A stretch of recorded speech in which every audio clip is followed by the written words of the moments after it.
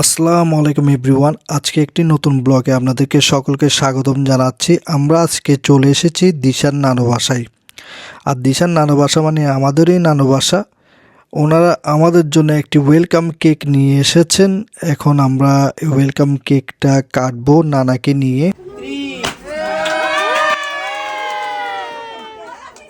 আলহামদুলিল্লাহ কেকটা আমরা কাটলাম, এখন কেটে সকলকে কেকটা খাওয়াবো।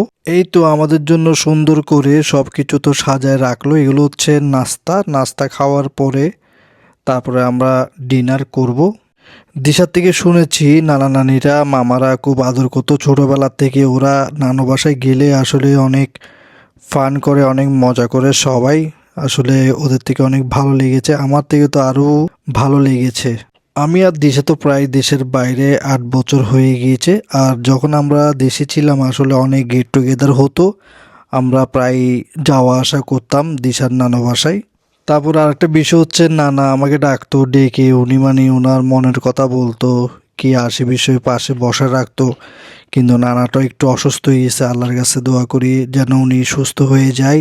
নানিও অনেক অসুখ, আসলে সকলের জন্য অনেক দোয়া করি, সবাই যেন ভালো থাকে সুস্থ থাকে। সবাইকে আমি নিজের হাতে কেক খাওয়াই দিচ্ছি। আসলে এটা স্মৃতি হিসাবে থাকবে, ইনশাল্লাহ আবার আসলে আবার দেখা হবে আপনাদের সকলের সাথে। তারপর আমরা চলে গেলাম রবিন মামা সাইফুল মামাদের বাসায়। ওইখানে নানা নানিদের সাথে আমরা দেখা করেছি, ছবি তুলেছি। তারপরে চলে গেছি আরেকটা নানার বাসায় যেটা ছোট, ওনাদের বাসায় গিয়েও আমরা গপসপ করলাম, নানিদের সাথে আড্ডা দিলাম। আসলে নানু বাসায় বলতে একটা হাসি খুশির জায়গা, যেখানে আসলে অনেক মানে মন ভালো হয়ে যায়। তো আমরা আসলে ডিনারও করে ফেলছি।